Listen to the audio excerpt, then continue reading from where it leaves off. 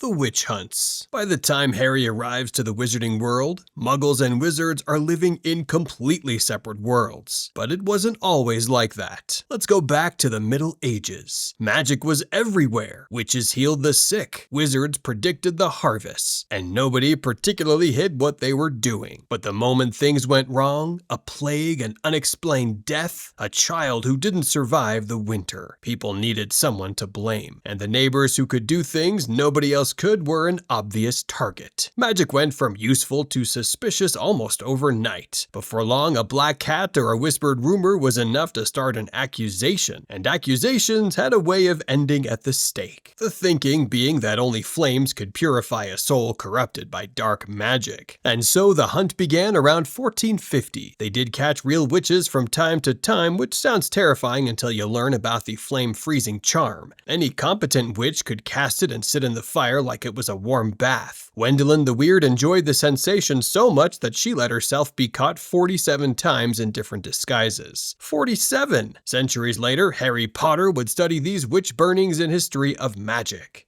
because Hogwarts had a remarkable talent for turning public executions into homework. The people who actually died were mostly muggles, accused by their own neighbors over a dead cow or a bad winter. Real witches watched from a safe distance and reached an obvious conclusion. It was time to disappear. International Statute of Secrecy. So, witches and wizards watched muggles light bonfires across Europe and came to a groundbreaking realization. Maybe living next door to people who want you dead is not a long-term plan. It took years of negotiations between wizarding governments across the world to agree on one thing. Hiding was the only option left. In 1689, the International Statute of Wizarding Secrecy became law. It was a binding agreement signed by magical governments across the world, making it a crime for any witch or wizard to allow a muggle to learn of their existence. In practical terms, no more magic in public, no more magical communities on muggle maps, and no exceptions. The entire magical world vanished from muggle sight almost overnight. Hogwarts became invisible. Diagon Alley hid behind a pub wall. Entire villages folded off the map. Every witch and wizard became personally responsible for keeping magic hidden. Accidental exposure meant ministry hearings, memory modification squads, and a lot of paperwork. The ministry spent decades relocating dragons and convincing muggles that certain lake monsters were just weather patterns. Platform 9 3/4, the Leaky Cauldron, the Quidditch World Cup, all of it exists because of this one law. But while wizards were busy hiding from muggles, they missed a growing problem on their own side of the wall. The Goblin Rebellions. Goblins and wizards have never gotten along. This is not an exaggeration. Starting in the 17th century and continuing well into the 18th, goblins launched a series of full-scale rebellions against wizarding authority. The core issues were simple. Goblins wanted the same rights as wizards: wand use, political representation, basic legal protections. Wizards said no. Goblins asked again. Wizards said no louder. Goblins picked up weapons. Professor Binns turned it into the most boring lecture series in Hogwarts history, which is actually an achievement given the competition. The rebellions had specific names and varying levels of chaos. The 1612 uprising centered around Hogsmeade. Local inns turned into wizard defense headquarters. The 1752 rebellion, led partly by Erg the Unclean, got bad enough that two ministers for magic resigned, Albert Boot and Basil Flack, and somehow also destroyed the wizarding milling industry, with werewolves involved for good measure. The broader 18th century saw constant uprisings over wand rights and goblin ownership laws. The last major one came in 1890, led by Ranrock, who tried to weaponize ancient magic. But the rebellions left scars that never healed. Goblin culture developed an entirely different concept of ownership. To a goblin, the maker of an object is its true owner, and selling it is closer to lending. Wizards never understood this, never tried to, and then acted surprised every time a goblin brought it up. The tension at Gringotts, the suspicion, the barely concealed hostility Bill Weasley spent years navigating. All of it traces back to these wars. Basically, the wizarding world fought an entire species over equal rights. One wrote the textbook and then got offended when goblins didn't say thank you. The Triwizard Tournament. In 1294, the three largest wizarding schools in Europe, Hogwarts, Beauxbaton, and Durmstrang, looked at each other and thought, what if we made teenagers fight things? The Triwizard Tournament was born, and it was exactly as responsible as it sounds. The concept was straightforward. One champion from each school, 3 deadly tasks, eternal glory for the winner. The tasks involved dragons, underwater hostage situations, and enchanted mazes full of creatures that could kill you in creatively different ways. Judges scored.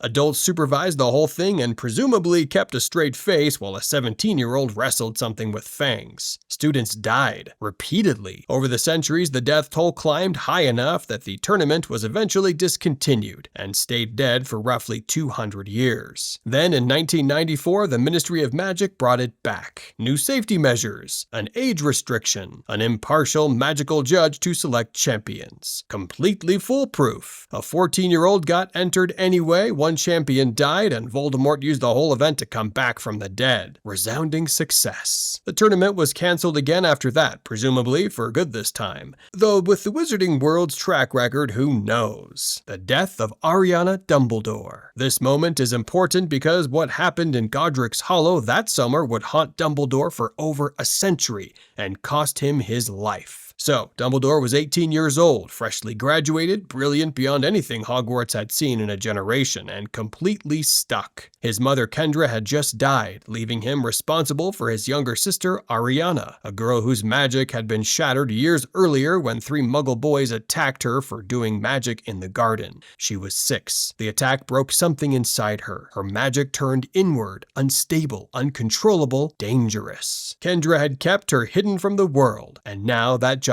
fell to Albus. He resented it. He was supposed to travel, to achieve things, to become the greatest wizard of his age. Instead, he was stuck at Godric's Hollow changing bed sheets and watching his future shrink. Then Gellert Grindelwald showed up next door and everything got worse. Grindelwald was charming, ambitious, and had ideas about wizards ruling over muggles for the greater good. Dumbledore fell for the vision and fell for Grindelwald himself. The two of them spent a summer planning a revolution while Ariana sat in the next room. Aberforth, Albus's younger brother, eventually confronted them both. A 3-way duel broke out. A stray curse hit Ariana, and she died right there in the room. Nobody ever found out whose wand it came from. Dumbledore carried that guilt for over a century. It shaped every major decision he ever made. His refusal to take power and his obsession with protecting students. The old man Harry trusted with his life was built on this one afternoon in Godric's Hollow. Grindelwald's rise and fall. After the disaster in Godric's Hollow, Grindelwald disappeared from Britain and did what ambitious dark wizards do. He went continental. Over the next few decades, he built an army, accumulated followers across Europe, and started a campaign to end the Statute of Secrecy and establish wizard dominance over muggles. His slogan was, "For the greater good," which he had workshopped during that one summer with Dumbledore. Grindelwald was terrifyingly good at what he did. He was charismatic, strategic, and unlike Voldemort, he had a nose, meaning he could actually make people believe they were doing the right thing. His rise coincided with the 1930s and 40s, which means the Muggle and Wizarding worlds were both falling apart at roughly the same time. And through all of it, Dumbledore did nothing. The most powerful wizard alive sat at Hogwarts teaching Transfiguration while Europe burned, because he was terrified of one thing: finding out whose curse killed Ariana. Facing Grindelwald meant facing that answer. Fantastic Beasts fans will point out, correctly, that there was also a blood pact involved. A literal magical vow they made as starry-eyed teenagers that stopped either of them from attacking the other. The books don't mention it, so make of that what you will. The point stands either way. Dumbledore had reasons not to show up, and he leaned into all of them. He finally did it in 1945. The duel is legendary. Reportedly the greatest wizarding duel ever fought. Dumbledore won, took the Elder Wand, and locked Grindelwald in his own prison, Nurmengard, under the sign he had built himself. For the greater good. Staring at those words for the rest of his life. Funny how things work. Voldemort's rise and the First Wizarding War. Grindelwald was barely locked up when the next one showed up. Tom Riddle graduated from Hogwarts in 1945. Handsome, brilliant, head boy,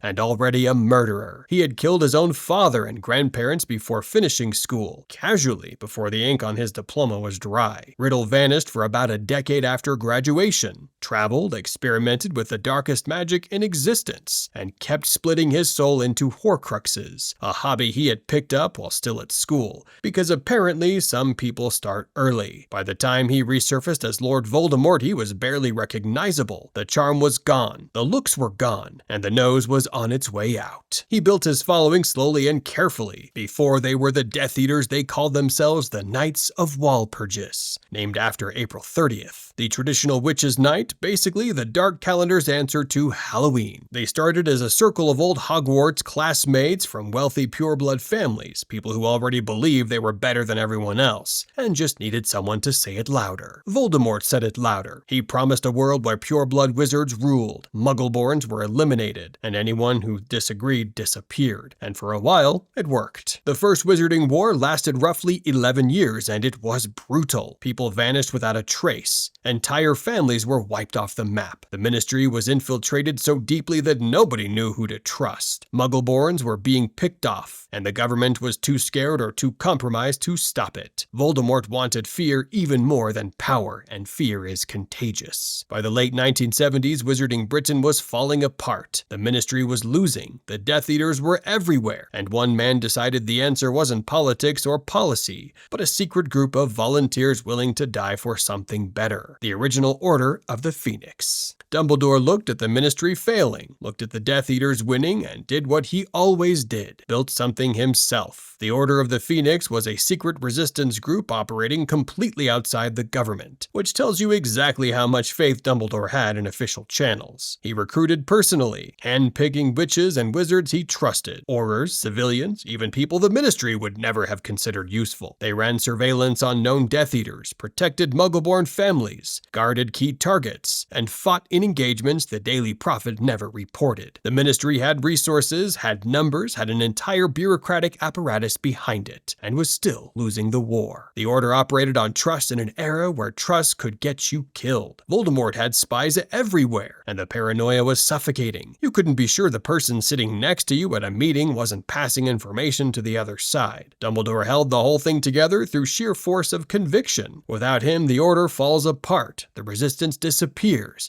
and the Ministry just keeps hoping the problem will go away on its own. It cost them enormously. Entire families were wiped out. Molly Weasley lost both her brothers. Frank and Alice Longbottom were tortured into insanity after the war ended. The Order held the line for years, but none of them knew that the turning point had already happened. The prophecy. Sybil Trelawney walked into the Hog's Head for a job interview and, in the middle of being politely rejected by Dumbledore, delivered the most important prediction in wizarding history. She didn't even remember it afterward. The universe has a sense of humor. A child born at the end of July to parents who had defied Voldemort 3 times would have the power to destroy him. 2 boys fit the description, Harry Potter and Neville Longbottom. Voldemort heard about it, picked Harry, and in doing so made the prophecy real. The most feared dark wizard of all time created his own worst enemy because he heard a rumor and panicked. And the reason he heard it at all, Severus Snape, young, ambitious, desperate to climb the Death Eater ranks, eavesdropping on the interview from behind a door. He caught the first half of the prophecy and ran straight to Voldemort with it, thinking it would earn him favor. It earned him something else entirely. Voldemort chose the Potters, which meant Lily Potter, which meant the only person Snape had ever loved was now a target because of him.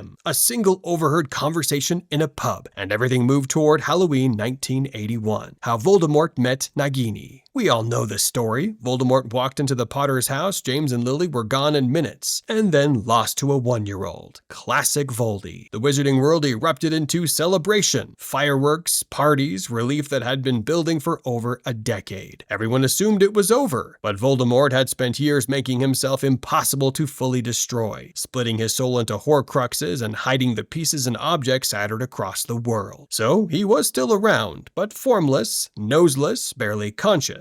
Something between alive and gone. And that's when Nagini enters the story. After that night, he drifted east into the forests of Albania, and that's where Nagini was. She appears as a young woman, a maledictus, someone carrying a blood curse that would eventually trap her permanently in the form of a snake. By the time Voldemort found her in those forests, the transformation was complete. Whether he found her or she found him is unclear, but Nagini stayed. She became his closest companion through those years years in hiding, and later, once he had clawed back enough power, he turned her into a Horcrux, a vessel for a piece of his soul. He kept her closer than any living thing he had ever trusted. The Dark Lord who terrorized an entire country spent 13 years as a ghost in a forest, and came back with a snake that used to be a woman. Voldemort's version of a comeback story. Sirius framed. So the war was over and Voldemort was gone. The wizarding world was celebrating, and while everyone was popping champagne corks and shooting sparks into the sky, Sirius Black's life was ending in a completely different way. Peter Pettigrew, the Potter's secret keeper, the man who had actually handed them to Voldemort, knew he was finished the moment the Dark Lord fell. Sirius knew it too and went after him. He cornered Pettigrew on a Muggle street in broad daylight, and that's where Pettigrew did the most cunning thing he had ever done in his pathetic rat life. He screamed that Sirius had betrayed the Potters, blew up the street, killed 12 Muggles in the explosion, cut off his own finger, transformed into a rat, and vanished into a sewer, all in about 6 seconds. Sirius was standing in the middle of the wreckage, surrounded by dead Muggles, laughing. The absurdity of it had broken something in him. The person everyone thought was too stupid to be dangerous had just outplayed him completely. The Ministry didn't investigate. Sirius Black went straight to Azkaban without a trial, and the wizarding world moved on, satisfied that justice had been served. 12 years surrounded by Dementors for a crime committed by a rat hiding in a child's bedroom. Pettigrew spent those 12 years as Scabbers, the Weasley family pet, sleeping in Ron's pocket, eating scraps off the table, waiting. The real traitor was living in the same dormitory as Harry Potter,